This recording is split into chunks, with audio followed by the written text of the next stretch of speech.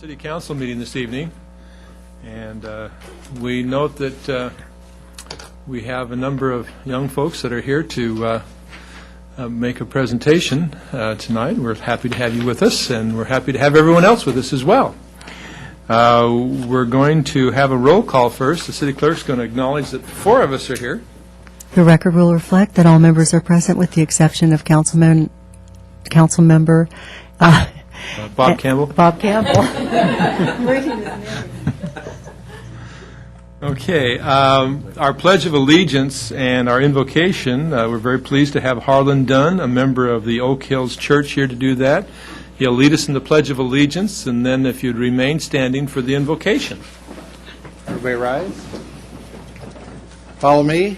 I pledge allegiance to the flag of the United States of America and to the republic for which it stands, one nation, under God, indivisible, with liberty and justice for all. Please join me in our prayers for the men and women of our armed forces who are now in harm's way in Afghanistan, Iraq, and other parts of the world as we thank them and their families for their sacrifice this Memorial Day. Dear Heavenly Father, remember those who have made the ultimate sacrifice for our freedoms. We think of how they have followed in the footsteps of our Savior. Please hold our servicemen and women in your strong arms. Cover them with your sheltering grace and presence as they stand in the gap for your protection. May they be filled with the courage to face each day, and may they trust in your almighty power to accomplish each task. Let our military feel our love and support. We also want to remember the families of our troops and ask for their blessings to fill their homes and give them peace and strength to fill their lives. We are grateful for the ultimate price of freedom paid by those fallen. We pray for our nation and our leaders. In His name, amen.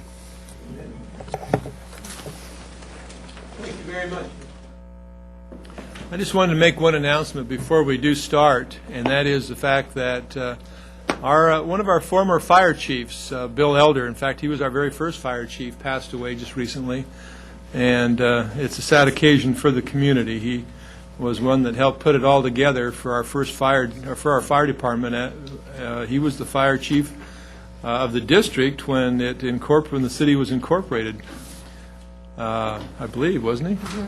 Yeah, yes. And had served the community for a number of years, and it's going to be sad not to see him from time to time when we do have a gathering of the folks at the fire department for special events. So we wish his family well and are very sad to see that he has left us. Next, we'll go on to the approval of the agenda. Are there any items to be added or deleted to the agenda? There are no additions or deletions, Mayor. Okay, we did hold a closed session in which we discussed litigation prior to this council meeting, and the city attorney will give a report of that. Thank you, Mr. Mayor. Yes, the council met in closed session on the 2 items on today's closed session, litigation items CS1 and CS2. No actions were taken that are required to be disclosed at this time. Thank you, Mr. Piper. We have some presentations to be made this evening. The first presentation is by the North Coastal Prevention Youth Coalition and the Youth Tobacco Prevention Corps. Corps?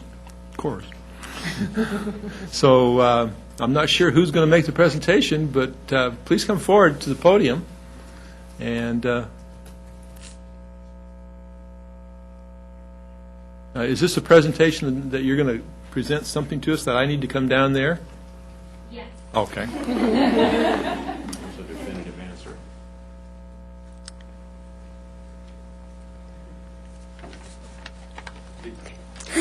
Hello, I'm Marissa Scott, and I'm from Rancho Buena Vista High School. Hi, I'm Alexandra Gonzalez, and I'm from Vista High School.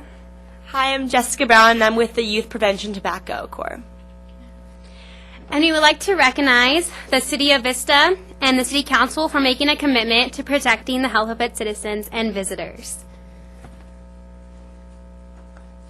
In 2005, Vista became the second city in San Diego to pass a tobacco retail licensure ordinance, helping to reduce the number of underage youth purchasing tobacco products. Since then, only 2 other cities have risen to this challenge. The City of Vista has worked hard to create smoke-free environments for its citizens. The Wave Water Park, the Moonlight Amphitheater, and all of our parks and trails are smoke-free. The City of Vista has also decided to ban hookah bars and lounges because of the public health risk. Today, only about 13% of adults in California smoke, helping set the example for youth that it is more normal to live a smoke-free lifestyle. By creating environments that are free from tobacco, the City of Vista has contributed to changing social norms. So on behalf of all Vista residents, we would like to thank you. Thank you. Thank you. Now we would like to present an award.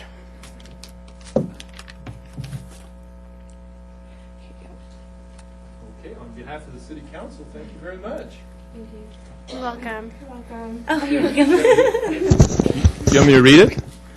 It says, in appreciation of the City of Vista and Vista City Council members for your dedication to promoting smoke-free environments for citizens and visitors of Vista and reducing youth access to tobacco products. Well, thank you very much. I know the other members of the council agree with me that we were very pleased to do this. This is something that I think every community should do. And I firmly am behind anything that we can do to cut down the use of tobacco. I think it's not only a health hazard to those who engage in its use, but all those who are around them as well. We were just talking about that this afternoon. I remember when I first came to the city back in 1981, we'd go into some of our meetings. This was before there was a ban on smoking in public places. And I'd go into some of our staff meetings or other meetings, and the smoke would be so thick you could cut it with a knife. And so it was really a health hazard, and we were glad to see that we were able to make the City Hall a smoke-free place and all of our facilities as well. So we're very pleased. So thank you very much.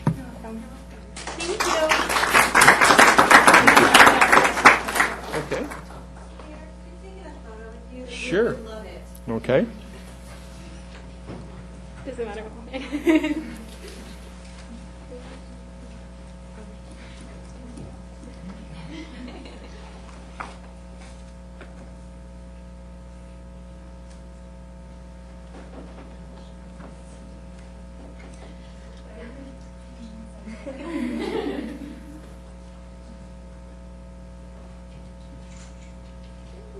Okay, well, thank you again very much.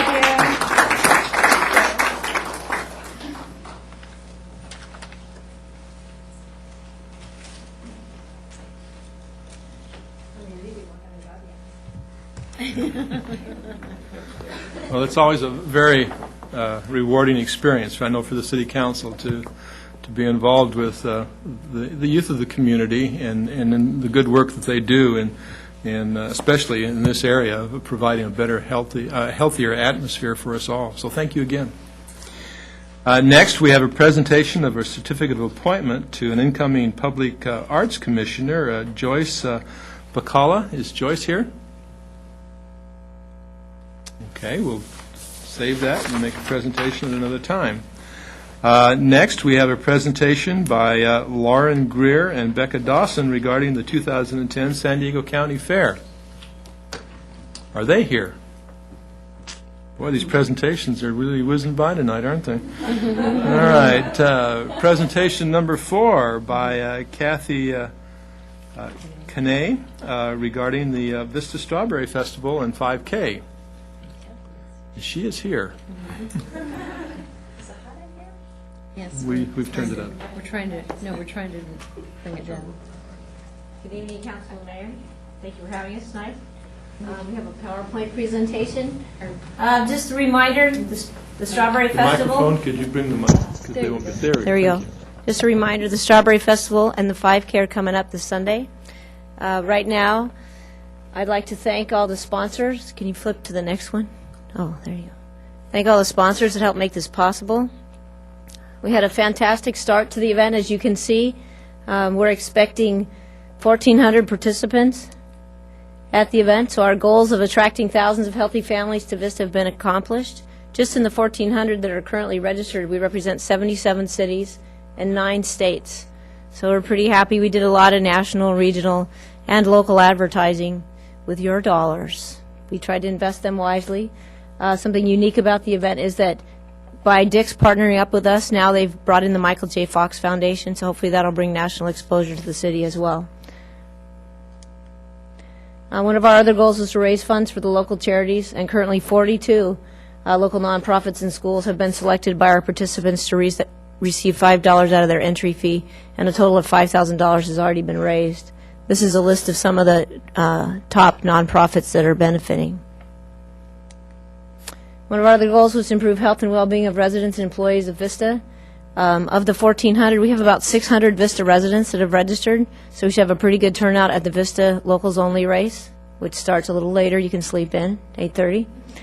Our top teams right now are the Vista Community Clinic, a couple of Weight Rogers groups, and the Oceanside CrossFit. In addition to the 5K this year, the Chamber worked closely with us to change from the Chocolate Festival to the Strawberry Festival, and they've done a fantastic job organizing all types of events that are being happening all day long on Sunday in the downtown area. And up at the Strawberries dipped in chocolate would have been pretty good. yeah, so we're going to have lots of strawberries at the finish line. We're going to have baskets of strawberries, and then there will be lots of strawberry treats throughout the street fair area along Main, Citrus, and South Indiana. Just to note, there are spaces still available to register. We'd like to hopefully reach our goal of about 2,500 participants this year so we can raise a little bit more money for the charities and have a great turnout. And I just heard from KUSI today, and they will be live at the start of the 5K on Sunday morning. So hopefully we'll have a great turnout, and once again, I just want to thank you for your support. And we still need volunteers as well. It's going to be a great event for the community. Thank you. Thank you. Anything the council wants to comment on about that? All the council's running in the race, right? You're all running in the race. You've all have any of you ever run a 5K, a 10K, Not 10. a marathon, a double marathon? Okay, very good. Okay, I don't think any of the other presentations have come yet. When they do, if you'd let me know, then we can go ahead and do those at that time. All right, the next item on the agenda is the consent calendar. And the consent calendar are items that can be handled with one vote. They're ministerial in nature, and we can do that. So, are there any items to be pulled from the consent calendar? If not, Mr. Campbell? I appreciate pulling number 4, just for a brief comment. Okay, number 4. Any other? Mr. Gronke? I'm just going to move for the remainder. Okay, we have a motion. We have a second, so please cast your votes.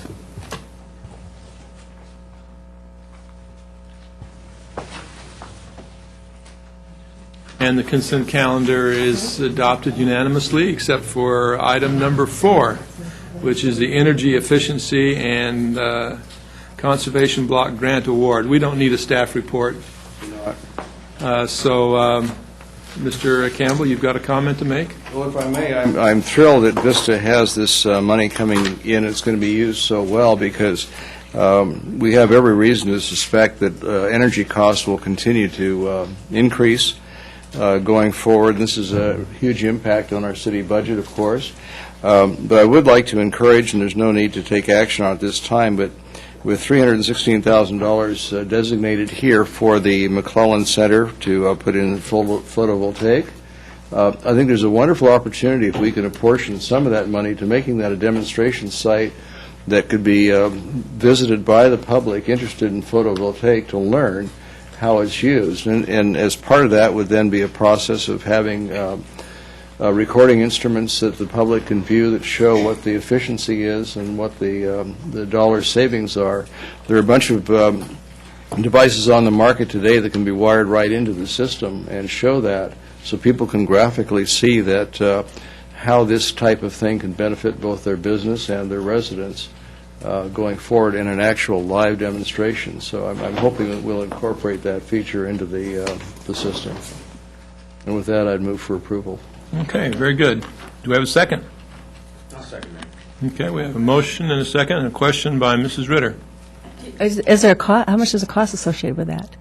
Well, if you don't design it in originally, then you're going to spend probably 3 times as much going forward, but it might cost as much as $4,000 to $5,000, which would be nominal, under 1 or 2% for the cost of the system. But what it'll do is create an educational tool for the students as well as the community that I think will have a huge return in terms of investment. Okay, I agree. I just wanted to be sure it wasn't too outrageous. Please cast your votes.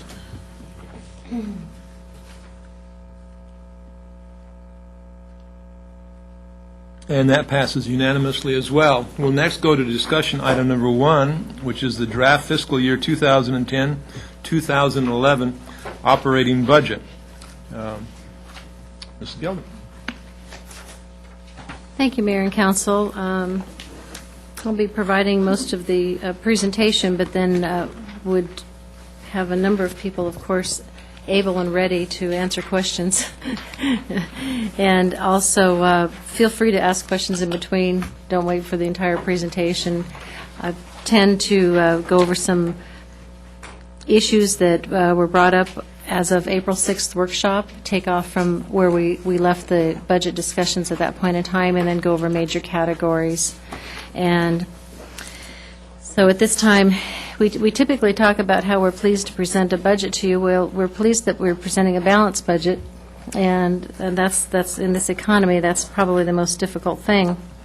Over the last 2 years, we've been involved in the layoffs, and between the freezing of positions and the numbers of layoffs, we've had 84 positions out of the budget at this time. Last year, 29 people were actually laid off, and there's only one person from that group that we're aware of that has not found work. And this year, out of 19 people that were laid off, 4 actually retired, and we're doing a lot of work trying to make sure that the rest of them can find jobs, help them with resumes and other issues. It's probably the most difficult thing to do in an organization, is to lay off people that work hard, that are the foundation of your organization. And in that, we started with a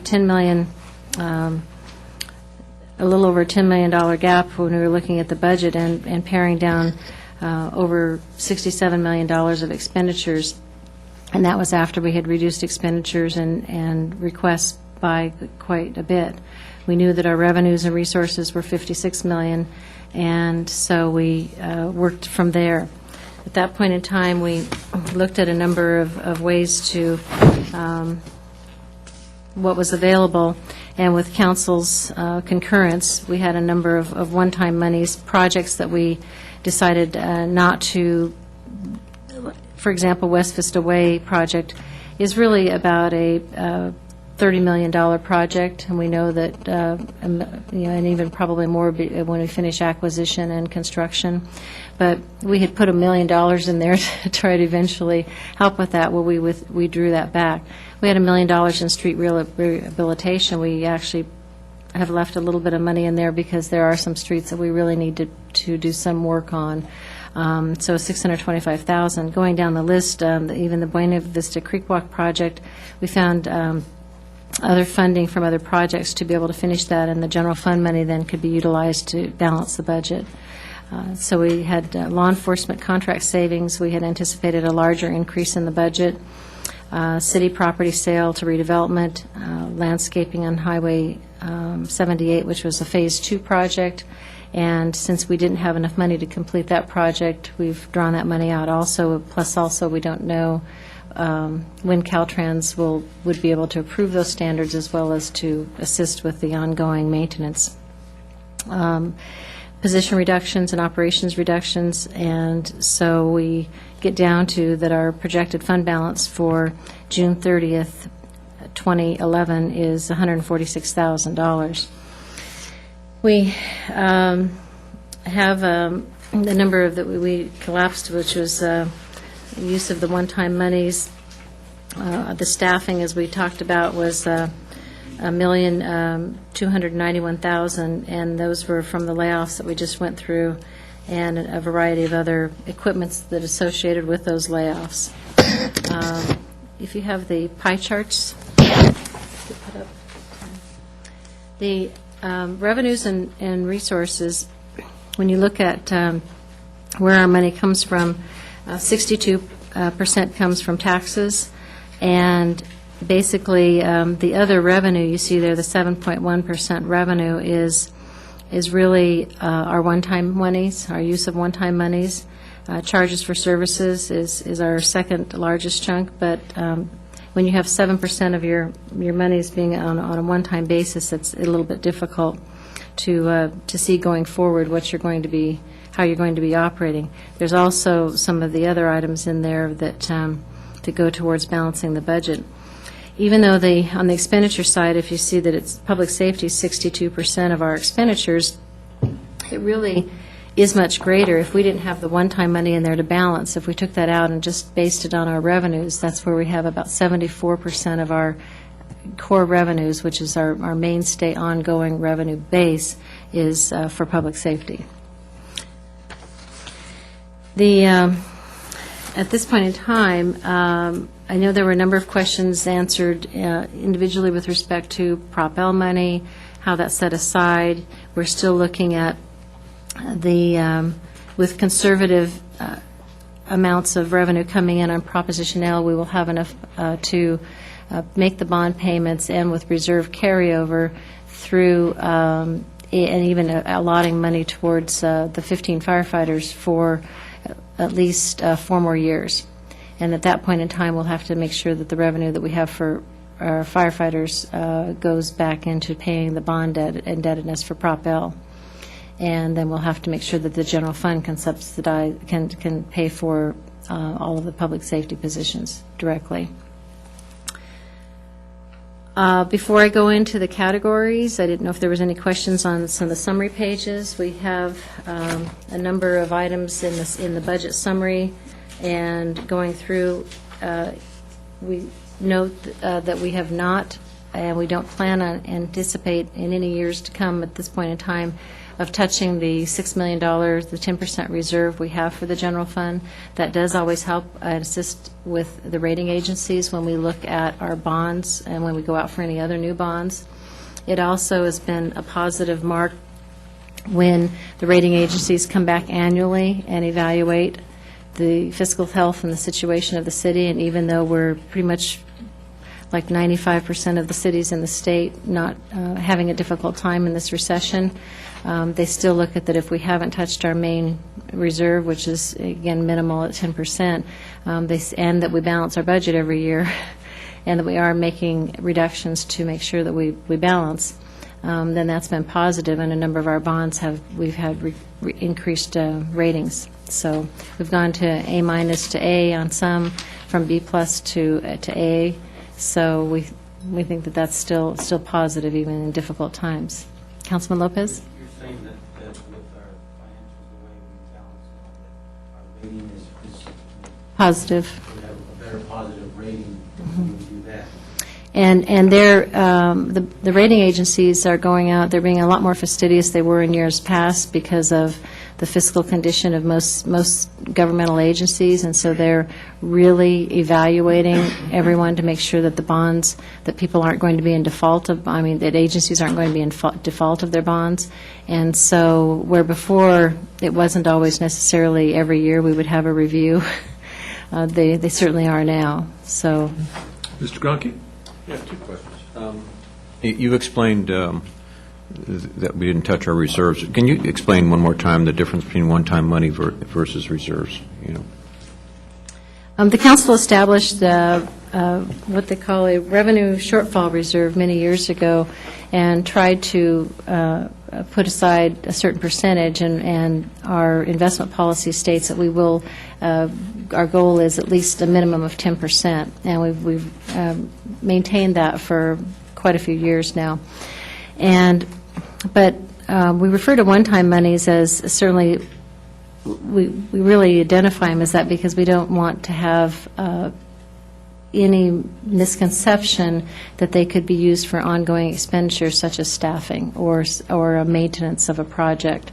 And the one-time monies come from a variety of sources. Primarily, we've talked about one-time monies as being general fund, year-end fund balance. Because it's a year-end fund balance, what we have is people, department directors and all employees are very conscientious and try to make sure that contracts are adhered to, that we don't have cost overruns, and if we have vacancies, we don't always immediately fill the positions, so we have salary savings. But when you get to the end of the year and that audit is complete, there's a fund balance, and it's usually quite a bit more than what we anticipated or what we have on the books as an estimate. But that's one-time money because that's not ongoing income and revenue. Other one-time monies have been specifically just monies that have been set aside for a capital project. And the project, possibly, the council decided not to go forward with it. We decided to defund it, or if a project came in under budget. But again, it's not an ongoing revenue source, so. So you explained how we used money that was going to be used for freeway improvements, used money that was going to be used for street improvements out West Vista Way. So once we spend this money, we can't anticipate that money's going to be available in the future. So what are we going to look like a year from now? If we just keep our fingers crossed and hope things come our way, the taxes will start to go up a little bit, and that we can't hope anything from the state, obviously. Correct. Yeah. But, What we've stated internally to staff is that hope is not a business plan. So we do not have, that's not what we're operating on. And what we are looking at is, as stated in the April 6th workshop and since then, is that we need to have most likely at least $5 million of reductions of permanent core reductions to our structural deficit. And those need to be made by June 30th, 2011. So in this next fiscal year, we will quarterly be bringing reports to council and chipping away at that structural deficit. And that's very, very difficult because the number of things, as we point out, is that as we have made a number of reductions, and we've made reductions of about $8 million in the last 2 years of permanent reductions, it doesn't appear so because the expenditures overall are almost about the same. They're a couple million less, but it's frustrating because then you have other things outside your control that are increasing, and you look at professional services or contracts, workers' compensation, health insurance, PERS payments, those kinds of things that go up that we don't have control over. okay. But we do need to make sure that the use of one-time, we can't rely on them because they're not going to be there. Certainly not at the level we're using them this year. Okay. Mr. Lopez. Ms. Gilder, with the economy supposedly is going gradually moving upward, do you think that by next year that small increase that is increasing, what percentage do you think that would help reduce that? Most estimates, especially if we take just sales tax, the forecasts are that we might see a couple $100,000 increase over the prior year. We even might get to a $500,000 increase over the prior year, but when you already took a 20% reduction of several million, it's very difficult to count on that as being substantial. The forecasts are that local government probably won't be out of this recession for at least 5 years. So they're saying at least 4 more years. And the levels that we're returning to the 6, 7, 7, 8 levels, they're looking at much farther out. Certainly in housing prices, the spendable income that people are making, and so they're looking at people actually hunkering down and trying to put some money in savings if they have jobs. And a lot of families where they had 2 income earners are paring down to 1. So the forecasts are, and that's what we are going off of our 5-year financial plan, which we shared at the workshop, as well as we have a 5- and a 10-year one, but really most people are looking at a 3-month financial plan, a 6-month, and we really look at it every month, every week, actually, as all of our receipts come in that we do have a handle on. We don't receive our sales tax information except on a quarterly basis. So anytime we get any financial information whatsoever, we program that in and make those adjustments and changes. So we're tweaking it continually. The 5-year plan is still a good estimate moving forward. We've made those changes with very modest growth and changes from where we are now. So we've also, in some areas such as housing and property taxes overall, we have adjusted that further downward because of commercial and the changes that the county assessor is required to make by law in reducing property taxes. That is the income that's going to be coming in this next fiscal year. That reduction, we'll be receiving less, and then we haven't seen the commercial reassessments yet hit. When you look at the housing market right now, and you don't know until next year's roughly what you'll be receiving for property taxes, correct? So the way homes are being sold right now, you see if a home is selling for $200,000, all of a sudden you have 10 or 15 or 20 offers at close maybe $275,000. So did you include that? Do you think that you'll be able to increase that or have more of a savings by that increase? Most likely not, because that house I don't know, for sure, but overall, the general assessment is that that house used to be on the market, or used to be paying property taxes at a $400,000 rate. And so what cities are happy about is that the house gets sold and it's generating property tax again, because, but at the time, when it hasn't been sold and when it's either being held it's in foreclosure or being held by the bank, we're not collecting. And so the issue with that is it's still a lot less than what it used to be. So we pretty much have a handle on how many reassessments are in the county assessor's office at any given time, and they give us a ratio of how many of those usually are successful in their requests, and it's a high rate now. Mr. Campbell? I wore a black suit intentionally today because I don't know when in our city's history we've had to go through this type of restructure and rework. I remember in the early 90s, Mayor, that it was an unpleasant time and we did a lot then, but I don't think it was as severe actually as what I'm seeing here and is expected to continue as long.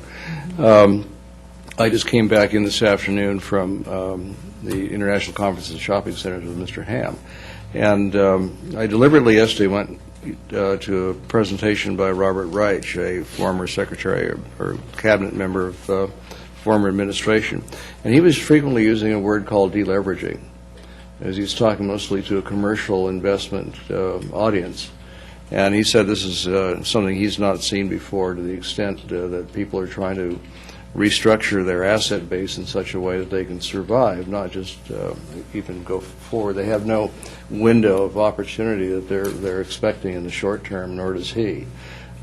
He commented that when you take wages today for the average family, adjusted for inflation, we're actually operating at 1980 levels of actual expendable income and value for our money. And he's commenting that the new jobs going forward will actually pay less than the jobs that people have come out of, because we don't have necessarily the same kinds of jobs in the country that we used to have. His concerns are personal debt and value of homes and where that's going, with not a lot of positive comment in either case, but because people are very highly leveraged.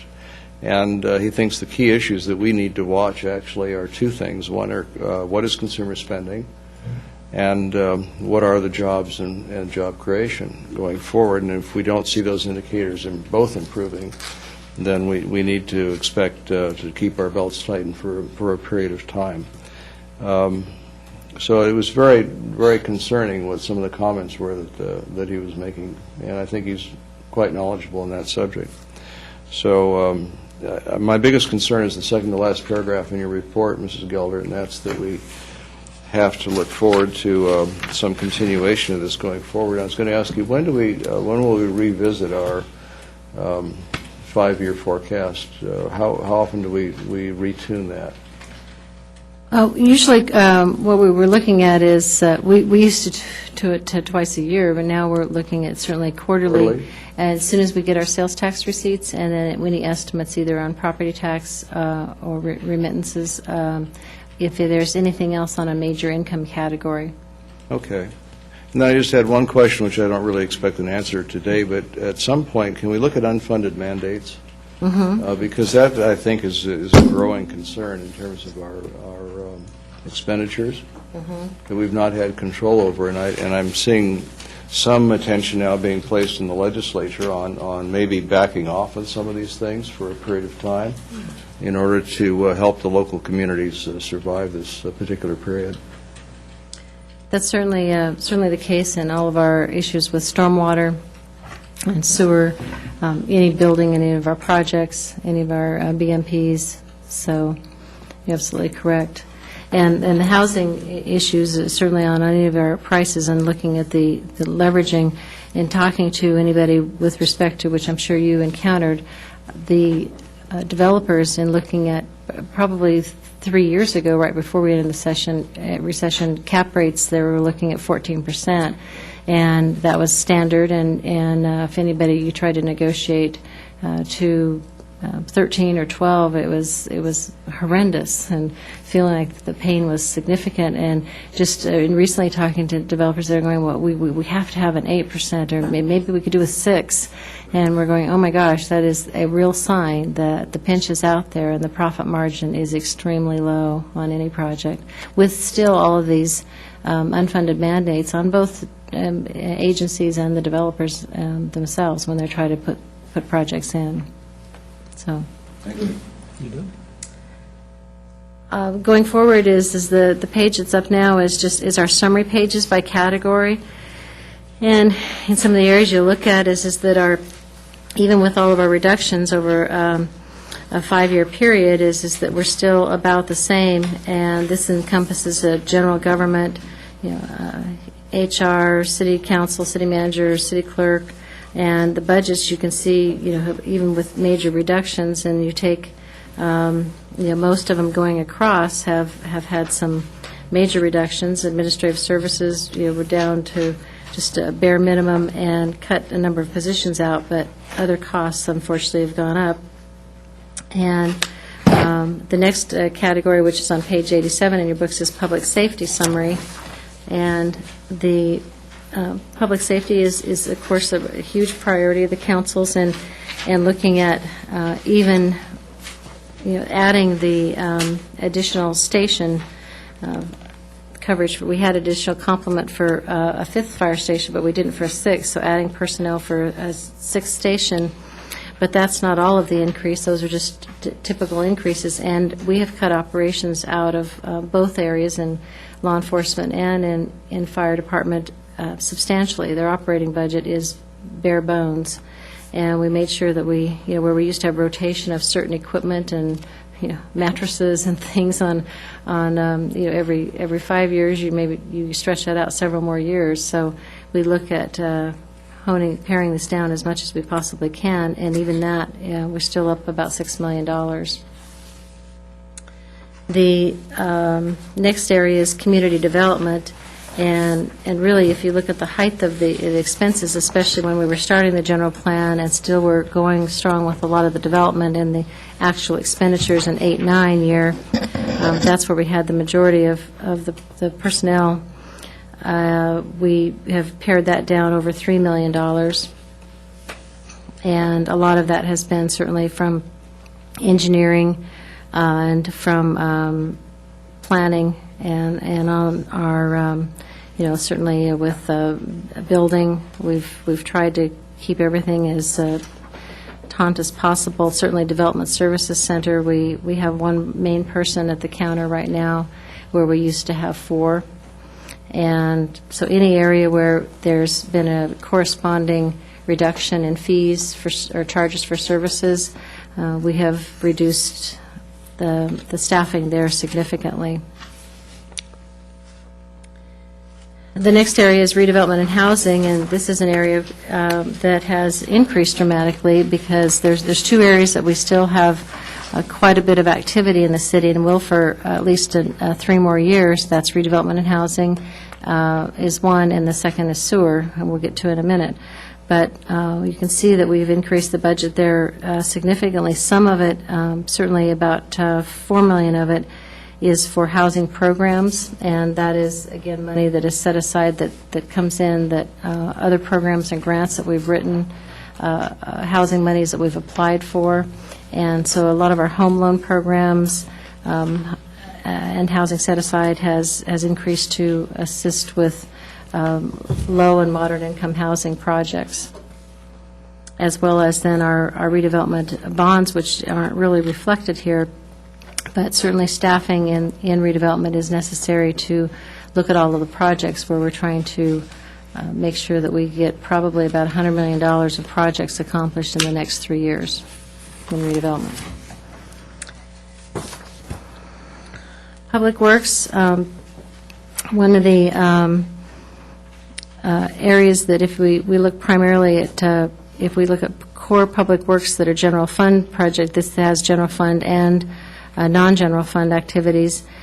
So overall, you see an increase. However, if we look at just general fund items, that has been decreased substantially.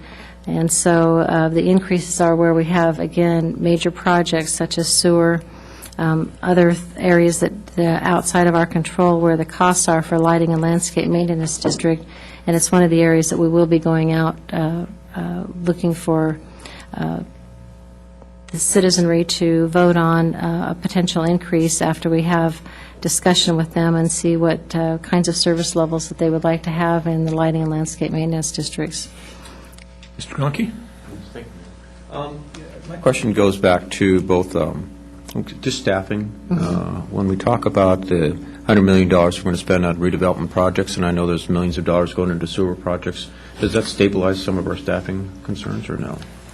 It does, certainly like in wastewater, and we haven't had any reductions in redevelopment because of the project work. And so those are 2 areas where we haven't had layoffs. Okay, thank you. The next category is recreation and community services.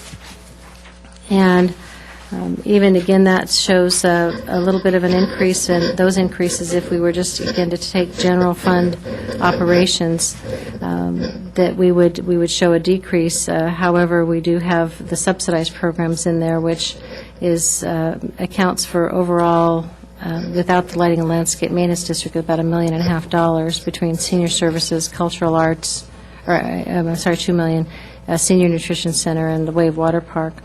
So those are programs that we've made a conscious effort to, again, cut down to the bare bones for operations, but still provide a quality service. And I think that certainly our senior nutrition program is one that is really regarded highly, and they do a great job.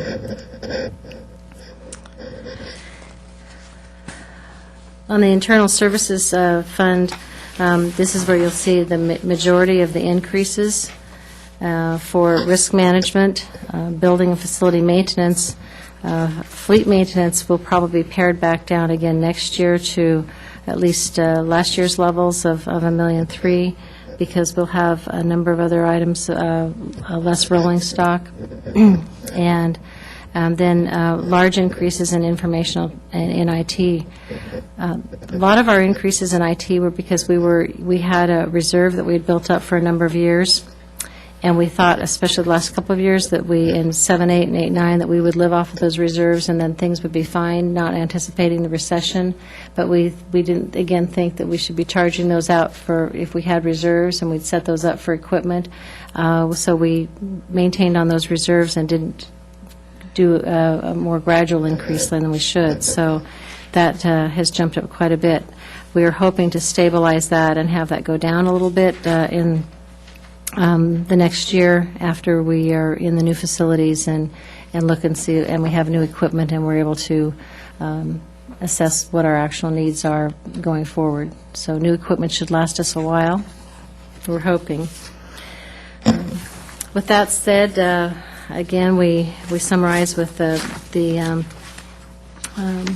using of $9 million of one-time monies and looking at our total expenditures of $66,220,000. We really need to have, going forward, about a $60 million general fund budget in following years, at least for the following 2 years, and we need to accomplish that within, in the next 14 months.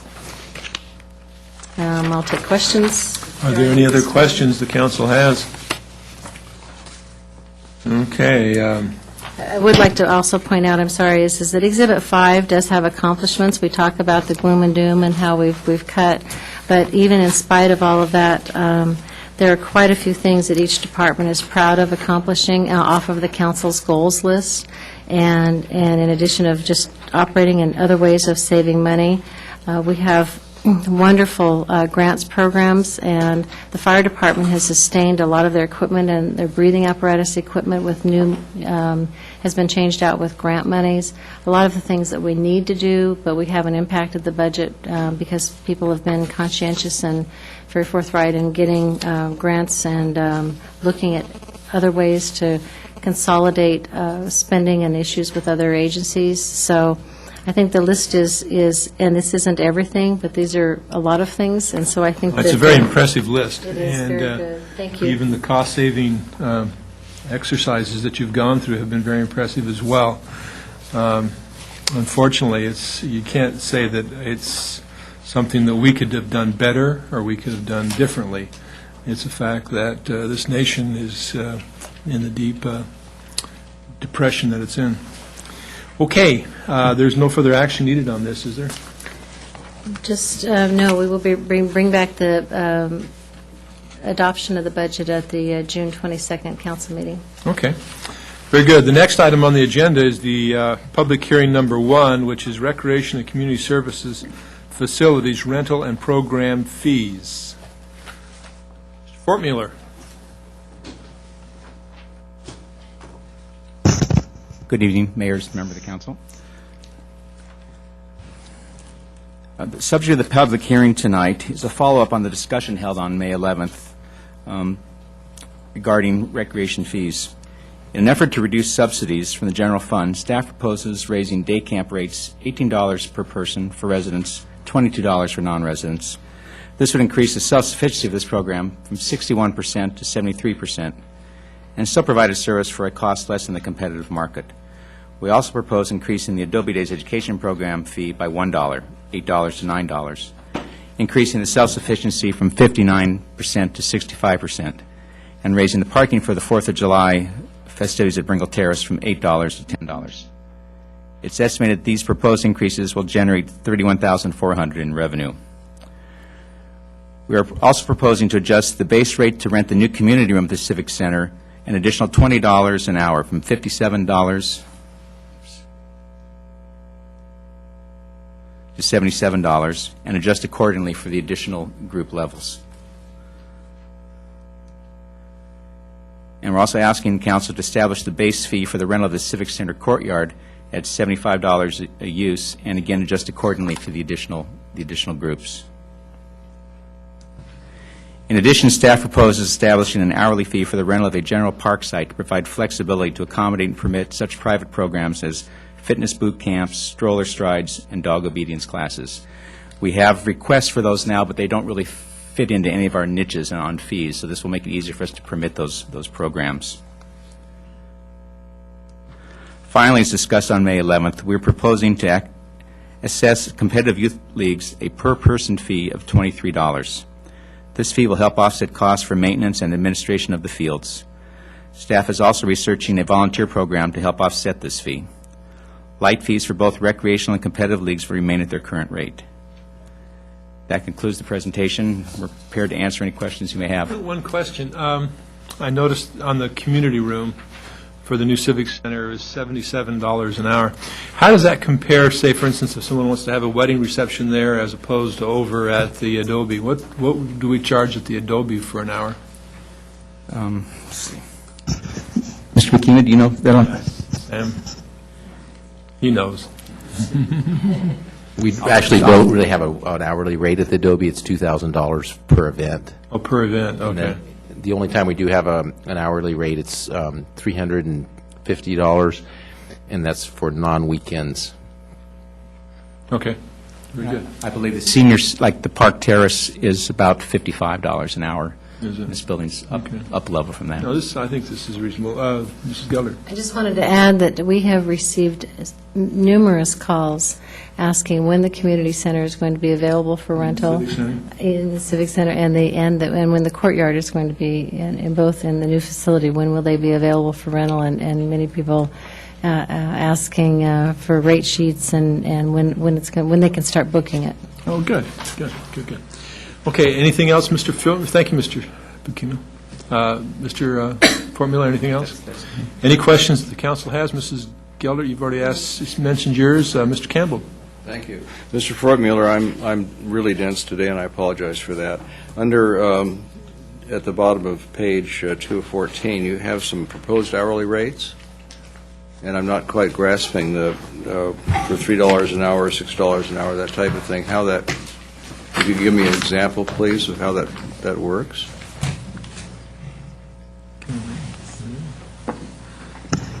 This is for the, this is for establishing the structure program area rental? Yeah, it's at the bottom of page 214. Yes, when we have a group such as right now, if we have a group picnic out in the park, 1 to 50 people, it's $32 per use. When we have a group such as Stroller Strides, which is out of Shadow Ridge Park, it's a group of women with their babies, and they get their exercise with their strollers, we would need to charge them that fee to have that permitted. This rate we're adjusting to would allow us to charge $3 per hour, and they go twice a week for the groups, and it runs like 55 weeks. It runs all year round. So if we're establishing like a fee for that class, it's not a city-sponsored class. It's an outside class. We're charging them for that space at the park that they're using, which is usually a small grass portion of the park. Those type of fees for setting up. And what would our direct cost be in proportion to that? I'm finding $3 and $6 to be very, very reasonable. Well, that's over the course of a year, it might be like 100. It would be minimal in terms of they're not using electricity. They're they're just occupying space basically. I really couldn't calculate the exact usage. It would be minimal though.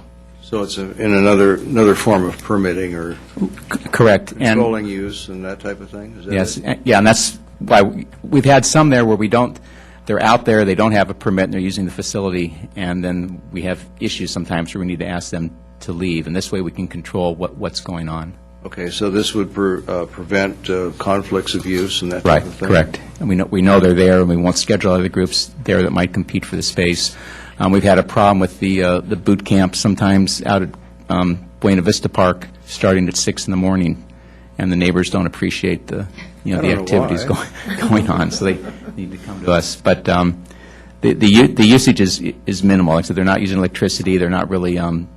They're on the turf or they're on the cement. Most of the time, the hardscape. They're not doing anything really destructive. Okay, and from just an operations standpoint, you can handle the paperwork and all this for these rates? Yes, we think so. And these are comparable to San Marcos and Oceanside and other cities. We always check with them before we establish any fees. Okay. To make sure we're in the same ballpark. Okay. And then just one thing came to me when I was on Southwest Airlines today, the frequent flyer program.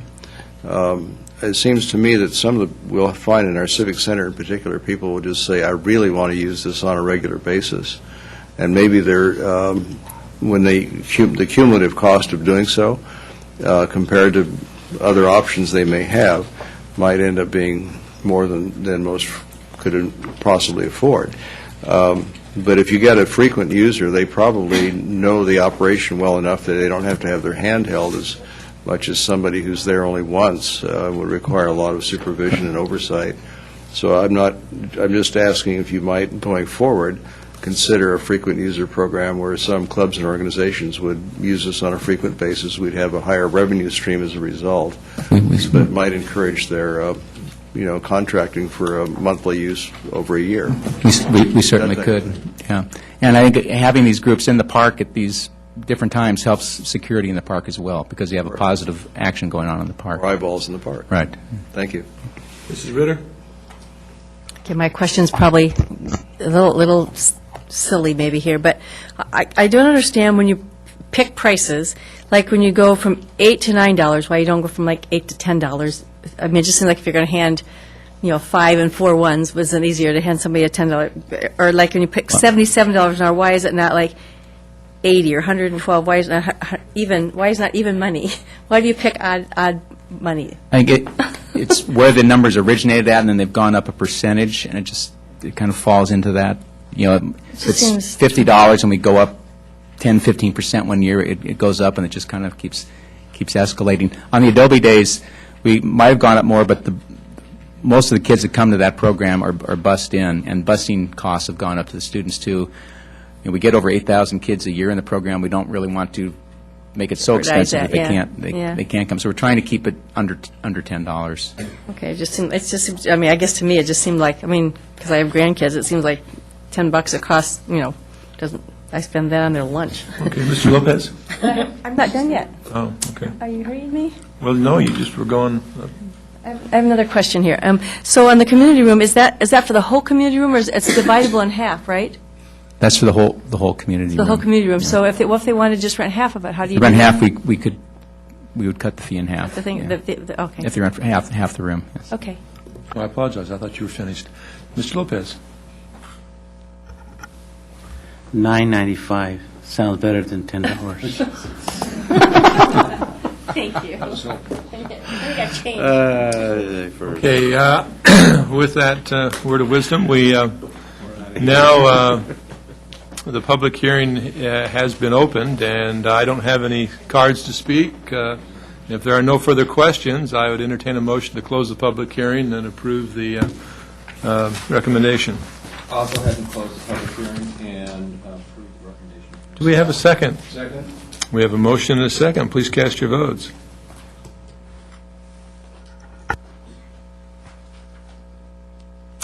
Okay, and that passes unanimously. The next item would be public hearing number 2, which is a property lease for 127 Main Street.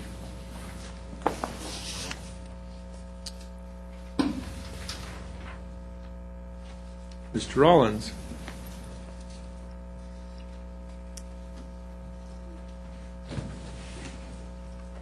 Yes, good evening, Mayor and Council. Bill Rawlings, Director of Redevelopment and Housing, and with me tonight is Kim Cruz.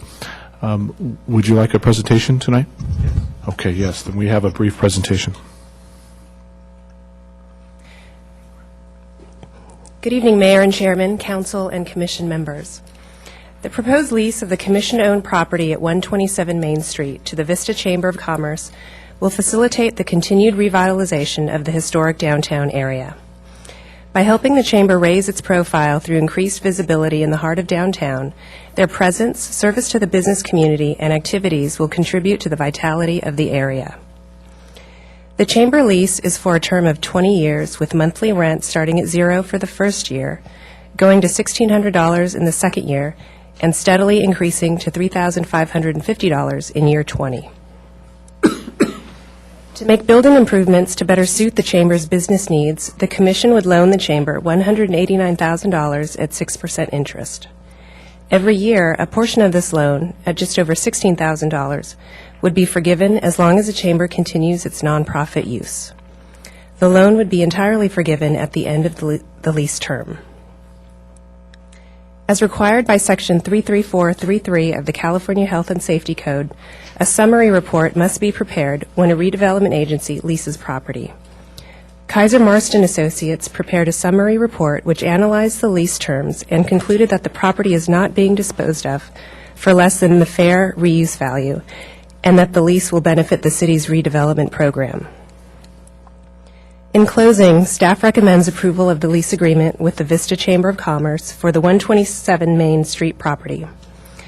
The Chamber's move to Vista's historic downtown would serve to benefit the Commission's goal to revitalize the downtown area, improve the redevelopment project area, and the City of Vista at large. This concludes the staff presentation. Mr. Rawlings and I are available to answer any questions you may have. What happens to the old facility that they're in now?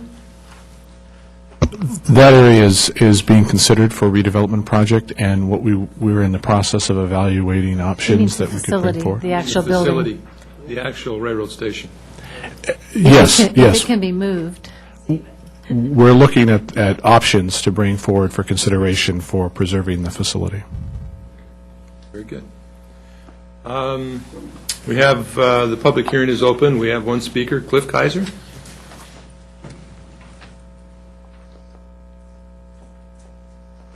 City Council, Cliff Kaiser, Chairman of the Board of the Vista Chamber of Commerce. I have good news and bad news. The good news is that we're proud as a chamber to enter into this lease agreement with the city. The bad news is it took us a very, very long time.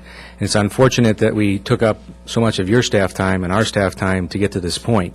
But it is a good lease, and we are looking forward to moving on to 127 Main and bringing to the city, in partnership with the city and the Vista Village Business Association, the opportunities for businesses that we can bring. Okay, thank you, Mr. Kaiser. If there are no further, I have no other requests to speak on this item.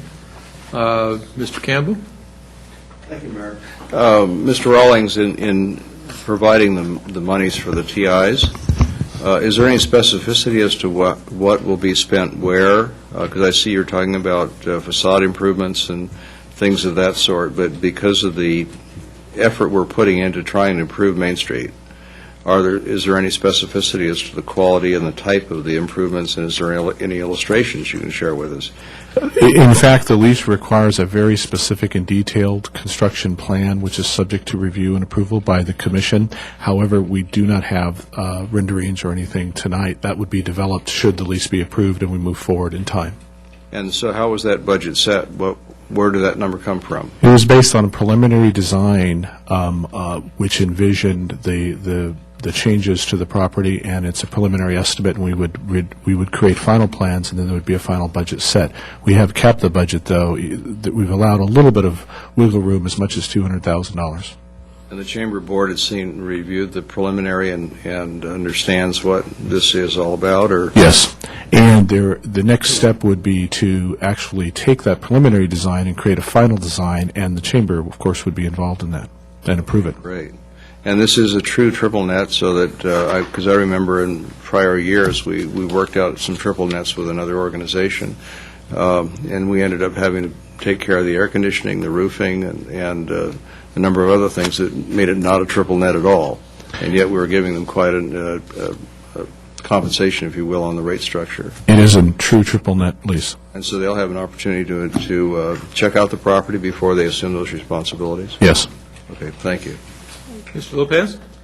Thank you. So we have checked out the building as far as like the roof. It's all in pretty good shape because you obviously won't be doing anything to the roof. There are significant improvements that are needed in the property, which is envisioned to be accomplished at the same time that these design features are done. For example, the roof does need repair. That's inclusive of the design for the improvements. So what we paid for it and what we're going to invest in there, I won't ask you those questions, but it seems to me that the value, even with the improvement, will be there in a building like that for the future for Vista, because we won't be losing any money, correct? Correct. The idea is that we will make these improvements to the facility, which will facilitate the chamber's use. But the bottom line is, there are improvements to a facility that we own, and so we will benefit by the improvements to the property. Mm-hmm. When we fix the roof, the property becomes more valuable. Yeah. Well, I like the idea of what you're doing, what you've done, and working with the chamber, and I also think that the chamber should have a building where they're a little closer to the downtown area, where they can mingle and work with even with the members of downtown. And I think where they were at, nice old rail building, but seemed like they were away from the real world downtown. And I'm looking forward to them really putting some money into that facade and into that building, because it will really definitely make a difference, especially if you have the building right next to it. They've improved, and across the street, it'll really uplift that part of town, and so good job, Chamber, and good job for you, too. Mrs. Ritter? You know, the chamber represents like most of the business in the city, but the VVBA kind of is the Downtown Business People's Association. So I didn't see in here, do you have a place for them that they're going to move? We're currently in negotiations along a similar line to relocate the VVBA to also within the downtown area. Those negotiations have not been concluded. We expect that to happen in the next month or so, and be able to bring that back for your consideration for the VVBA. So you have a place in mind for them to go? Yes. Okay. Okay, I have no other requests to speak on this. It's a public hearing. Does someone would like to make a motion? I move to close the public hearing and adopt resolution next in order. Okay, is there a second? We have a motion and a second. If you would please cast your votes.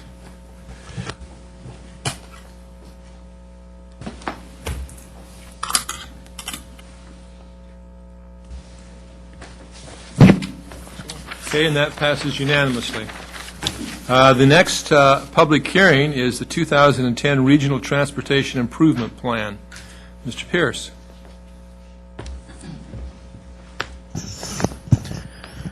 Good evening, Mayor, Council.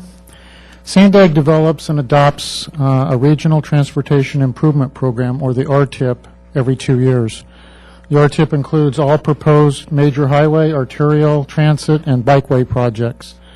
Sandag requires that local agencies include all of their projects in the RTIP that will use Transnet funds.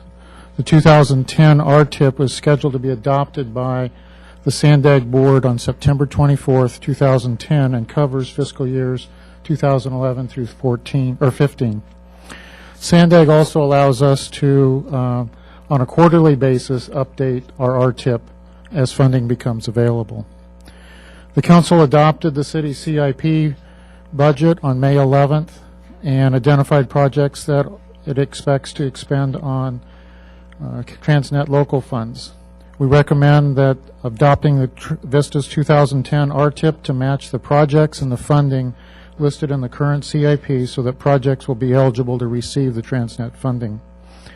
Exhibit 3 of your agenda package shows all 17 projects that are proposed for the Vista's 2010 RTIP. 2 of the projects are designated by Sandag as being delayed because there's no Transnet local funds for those projects proposed in this current RTIP. The delayed status does not mean that the projects are stalled. It just means that there's only partial funding on those projects, and we will. The audience, would you tell us what those projects are?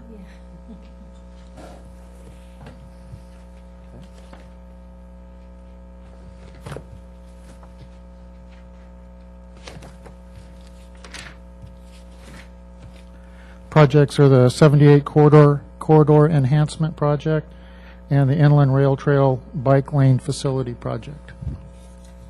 And those are delayed. We have partial funding on those. We're continuing to work on the projects, but do not have complete funding at this time. And as each year we receive additional Transnet money, we will be allocating that money to those projects.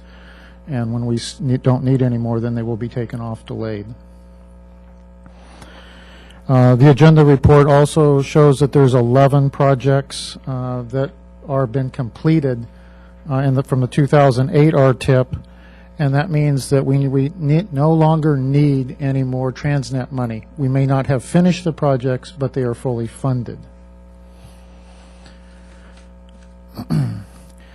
Sandag requires that the local agency conduct a public hearing to receive comments on the city's proposed use of the RTIP funds. Staff recommends that the Council receive public comment on the Vista's 2010 RTIP project list and adopt by resolution the City of Vista's Transnet Local Street Improvement Program of projects for fiscal years 2011 through 2015. And that concludes my report. The public hearing is open. We have not received any requests to speak on this item. I have one question. Will I live to see the completion of West Vista Way? Maybe phase 1. Definitely phase 1. Maybe phase 2. No, not good news. Mr. Gronke. Two questions. What your statement you just made that Sandag funds these.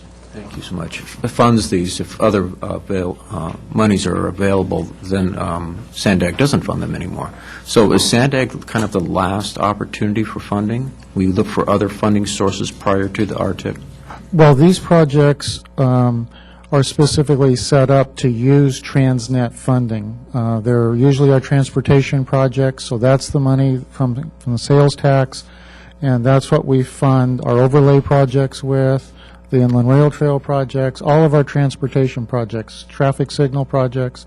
That's where the major part of the funding comes from. We do not use general fund for those kind of projects. But I mean, this, It's not a last That resort. big federal fund that was supposed to come through, the TARP money or whatever? Oh, the ERA funds? Yeah, we did not receive any ERA funds, specifically ERA funds in ERA 1. What happened was Sandag received those ERA monies, that federal money, and what they did is they laundered that money through the I-5 and the I-15 projects. Laundered sounds. We use a different word than laundered. They passed it through their funds. Yeah. That's true. Okay. They passed the money through those because they were already federally funded projects. And with all the strings that go along with those projects, we received money that was released from those federal fund projects, and we got straight Transnet money then without any of the federal strings attached to it. We've applied for some ERA 2 money.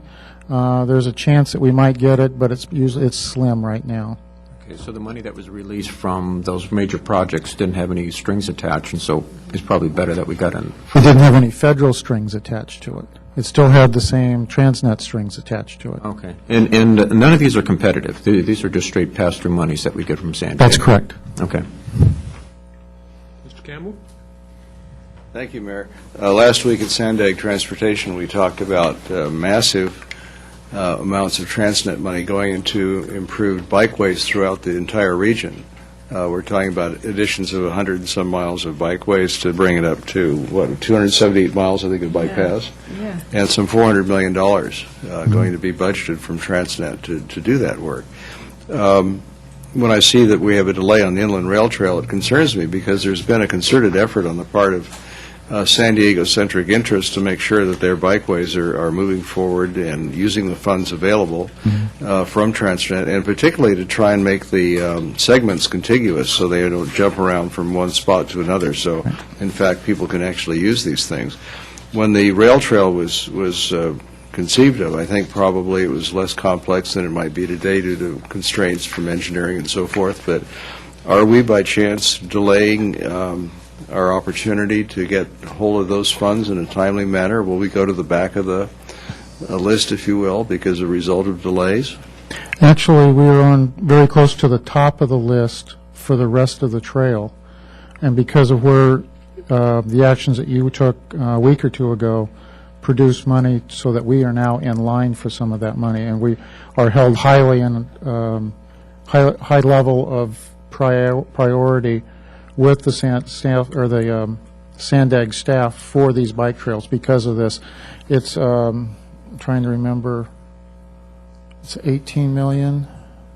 No, it's 10 million. I'm sorry, $10 million for the bike trail, and we're in line for a good portion of that as soon as it becomes available. Please help me understand the context of the word delayed then.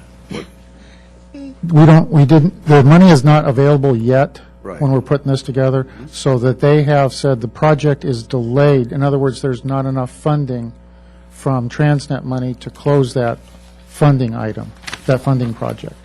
So they've called it delayed. In other words, there's more money coming.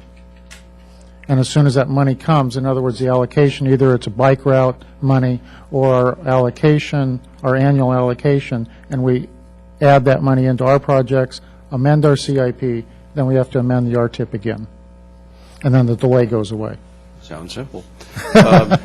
Just if I may, to the council, I request that when they're doing all these bike paths, that they make some consideration for how they're going to be maintained, because we'll inherit miles and miles of beautiful, wonderful day one bike trails. And although not formally included in the plan, but certainly going to be, as they phase the money, will be set-asides of funds for safety training and improvements in that area, as well as some concepts of how to fund the maintenance so the burden doesn't lie totally on the cities. Yes. And I would add that, I wanted to just add something to Bob's thing, could I? Sure. Actually, Mr. Campbell put that forward to Sandag, and they actually put it in the plan, which comes before the Board of Directors on Friday. Mr. Lopez? The company that we hired to, out of D.C., Ms. Ritter, Gildert. Ms. Gildert, was any of the money that we have received from them help with any of these projects? Yes. I'm talking about? Yes, the lobbyist? Yes, Federal lobbyist. Yes, he's worked really actively on behalf of Vista and has helped us with two funding for two projects. One is West Vista Way. We still have some federal dollars sitting there. Do you know by any chance how much? Yes, that was I think it was $450, I think. $450,000. And that's still sitting there waiting to, and so when we can put it together with other funds to go on one of the phases of the project. The second project that he helped us with, which is also $450,000, was with monies for our sewer program and a shared project with Carlsbad, where it's a 90-10 line. 90% is Vista's, 10% is Carlsbad's, and that actually came through Carlsbad's representative, Bill Bray. And so that was very positive, but so he has helped establish that. So that's $900,000 so far. Close to $1 million that we... Yes. Yeah. So, and we don't pay that company near that much. No, we They've don't. done a good job. Yeah. They're also working on helping us with legislation on protection for the SAFER grant. Thank you. Mr. Gronke? Question about Transnet in general. If Transnet is a sales tax, half-cent sales tax, it seems to me the Sandag Board, didn't they obligate some money for bonding of major projects? This is only, the Transnet piece is only a piece of that Transnet funding. There's several pieces to it. Is it an established piece, or does it diminish as the taxes go down? Don't know. Okay. I'm just wondering if we're seeing the same amount of money come through. I don't know. Okay, any further questions?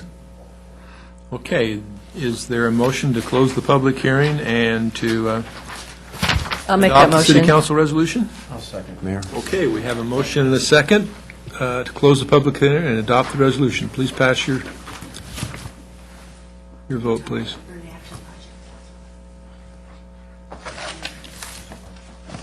Okay, and that passes unanimously, and that concludes our public hearings for this evening. We have one individual that requests to speak under oral communications, Mr. J.B. Barton. Would you please come forward?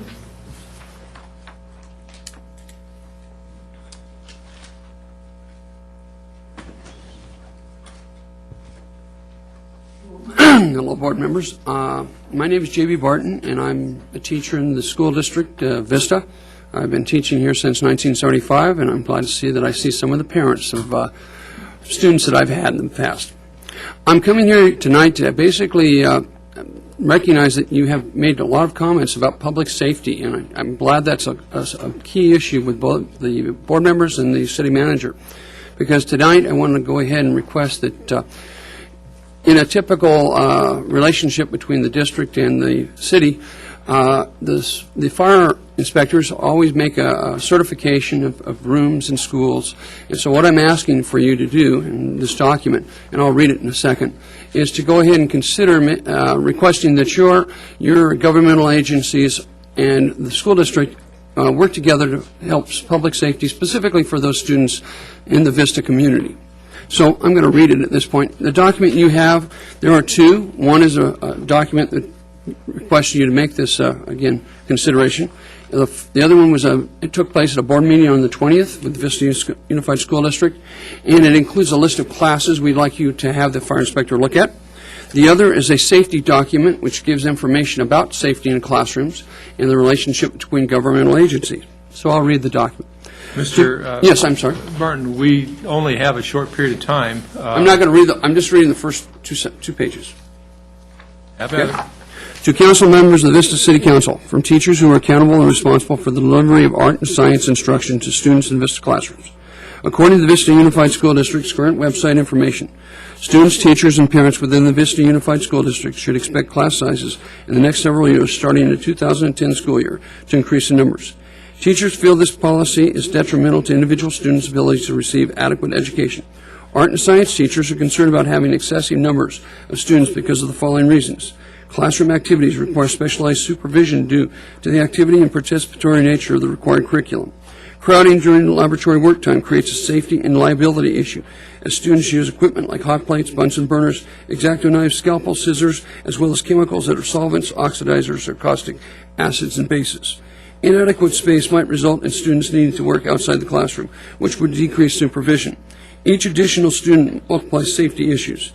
Due to these concerns, Superintendent Joyce Bales needs to direct VUSD staff to have classroom occupancy levels evaluated and established by both the VUSD Facilities Department and the designated local agencies such as Vista and Oceanside Fire and Safety officers responsible for identifying safety concerns. This public safety concern and list of specific classrooms at various sites within the community of Vista were brought forth to the board at the Vista Unified School District at the May 20th meeting. We are concerned teachers working within Vista community feel that it is equally important for the Vista City Council members and representative stewards of public interest to bring these concerns to the City of Vista's Fire Safety Inspector. Since most of the VUSD school sites are within the safety occupancy jurisdiction of the Vista Fire Inspectors, we, as teachers, are simply requesting the City of Vista and the Vista Unified School District work together to make an adequate safety evaluation of the classrooms, each classroom's unique physical layout, and the potential working conditions for students and teachers. We, as concerned professionals trained in the safe teaching of arts and science education, are asking your fire inspectors to assess and determine a safe level of student occupancy for each classroom noted in this document. Whether a student lives in Vista, Oceanside, or any other municipality, VS students, teachers, and parents need to be assured and satisfied that students and their teachers are working in an appropriate, safe class environment. I will not read the rest simply because of the time constraints that I have. Okay, very good. We have our fire chief here tonight, and we'll see that he gets this information. All right. And Thank if you'd you like very to much. speak to him personally, he's back there, Chief Fisher. Okay. And thank you very much for coming in. Thank you. Okay, that's the only oral communication request that I had for tonight, so we'll start with reports from our staff. First of all, from our city attorney, Mr. Piper, do you have any report? Nothing to report this evening, Mr. Mayor. Thank you. Mrs. Gelder? Yes, I do, Mayor. Thank you.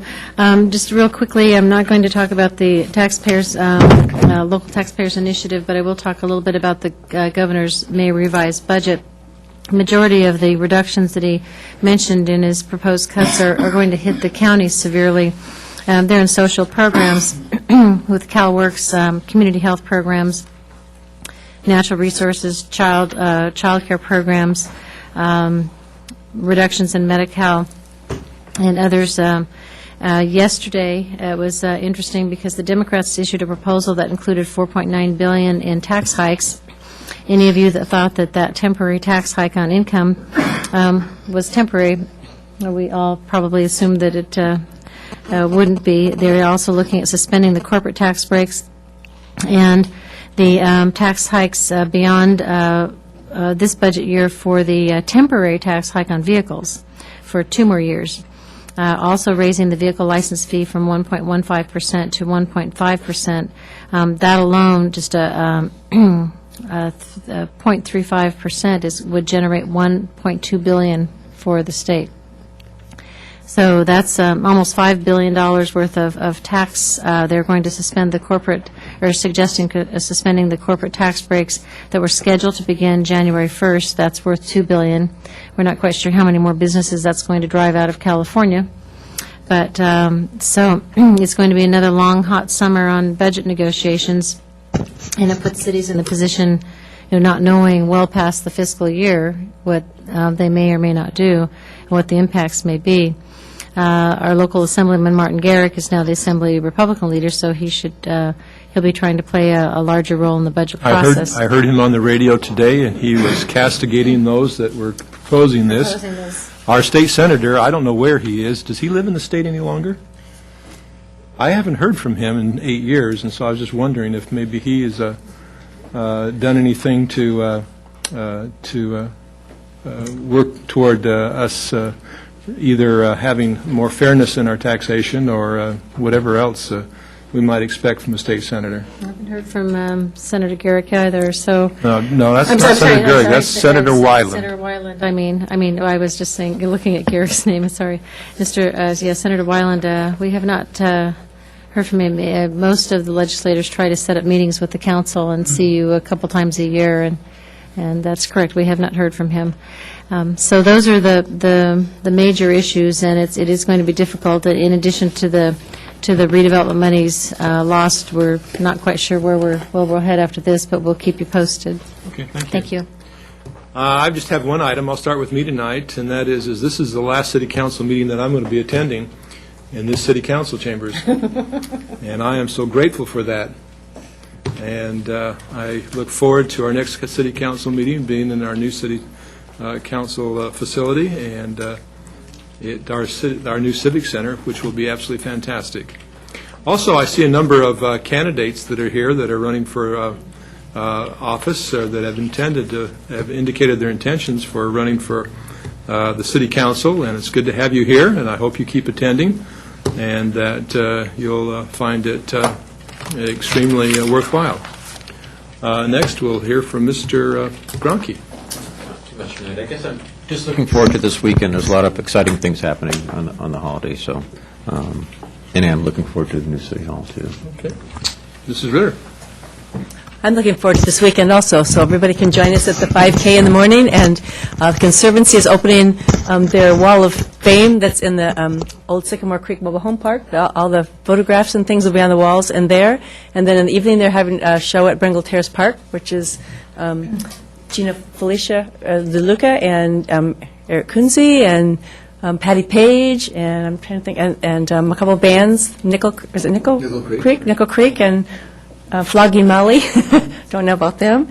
And anyway, so join us at Bringle Terrace, but there's lots of things going on Memorial Day, and also the Memorial Day at Walmart. They're having for the veterans and for the service people, they're having at 10 o'clock in the morning on Saturday. Is it Saturday, everybody? Yeah. Saturday. Memorial. Yeah, Saturday morning, Memorial yeah. Day. Yeah, so we're having that. So lots going on this weekend. That last group that you mentioned, that's led by our own Matt Hensley. So, Valley. yes, so that's something well worth seeing. Mr. Campbell. Our own Gina DeLuca and Eric Kunze also, they're our own. Well, I've spent the last 3 days at the International Conference of Shopping Centers, which I had not done for a few years, and I'd like to say how proud I am of Kevin Ham.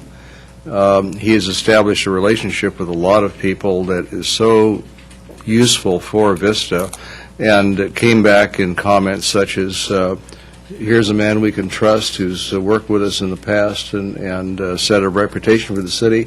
So we're interested in coming back and doing more projects in Vista and investing there. So I think Mr. Ham will be reporting back to Mr. Rawlings and Ms. Geldert with some very positive news. But I'd like to make one observation of the possibly 1,000 companies that were there, and investors and developers, builders and banks and other firms. California was notably absent. In several different ways. One, the state of California was not there working for our interests. One city that we know had 12 people there working the floor and had a booth, trying to bring in more business. I was very pleased to see Vista was there. But I noticed in some companies that we'd really like to see come to California, they've taken California off their list of places they'll be expanding into.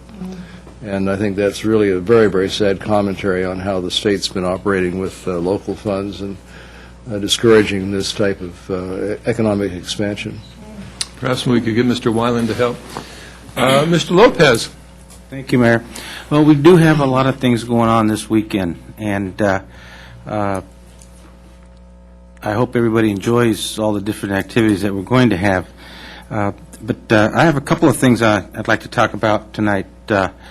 One is that here, while you're doing your spring cleaning or your summer cleaning, that here in Vista we have off of Taylor, I think it's Taylor Street or Arcadia, that we have a recycling. Rita, is that we have the recycling on? What is it, Taylor or Yes. It's off of Taylor. We have a recycling, which we recycle paints, and if you have extra paint, let's not throw it in the trash. Let's recycle it here in Vista. There's no charge. You just bring it in, and they recycle it, or they do what they have to do with it. One other thing is that we have a park that has several acres, Bringle Terrace Park. And years ago, we built a basin right below it, and to hold back the water, that if when we got heavy rains, it would hold it back and release it slowly. And they built it because there was a lot of water in that area. But I would like to see this council think about, and the city think about down the road, possibly drilling a well in that basin somewhere to provide water for our park there, because there is a lot of water there. And hopefully maybe there's some grant money or something available. I know it's tough times, but it would definitely keep our grasses a lot greener and it'll look a lot nicer, if possibly, because wells are not that expensive to build. And so hopefully, that we'll kick it around and maybe we can do something about that, because it's something that we can use, and we do have it, and it's there just for the grabbing. Another thing is that when we brought in Prop L, we promised some young kids a skateboard park. And I know it's a sore subject, but I want the city to continue to do something about it and not let it go. I know it's a tough decision, but let's not let that fall, because there's a lot of young kids in our community who are skateboarding, looking for an area in our community, and we're letting them down. So please, let's do something about it. Thank you. Hey, if there are no other comments, Mrs. Gelder, I'm sorry. Well, we do have a lot of skateboarders in our community, and when we took the fence down yesterday, large groups of them were scoring the concrete over at the new Civic Center and telling everybody bad language that came up to them to try to come out. They were especially rude. They were very difficult to deal with and had to call the Sheriff's Department again. So, But they're here. well, they're here, and they don't, they abuse property just as, and we've not had good luck. And we had a very successful event weekend before last with the skaters and the groups that showed up there were very, very good. And the Sheriff's Department worked with them and talked to them about rules and etiquette, and it was a very positive experience. And unfortunately, those are the kids that don't come out to events like that showed up last night, and that we're seeing them all around downtown. They're also the groups of kids that won't go to a skate park because they have to abide by rules and wear helmets, and that's the difficulty we're having. So we are still continuing to look for property and an appropriate location. So we will. That is on our unfunded capital project list. So we will continue to look at that. I just wanted to add one more thing: is that the Moonlight is celebrating 30 years. And they have a gala, and that is Saturday after next, and it is June 5th. Is that correct? And so for information, you can go on the website or look at the city's website, but it's the 30-year celebration of the Moonlight. Ms. Gelder, could we just have some clarification? I don't recall Prop L having a skateboard park as part of its proposal. It didn't, Prop L didn't have a skate park. I'm sure. Thank you. Okay, this meeting is adjourned. Here. I want to tell you something. Dave had the call.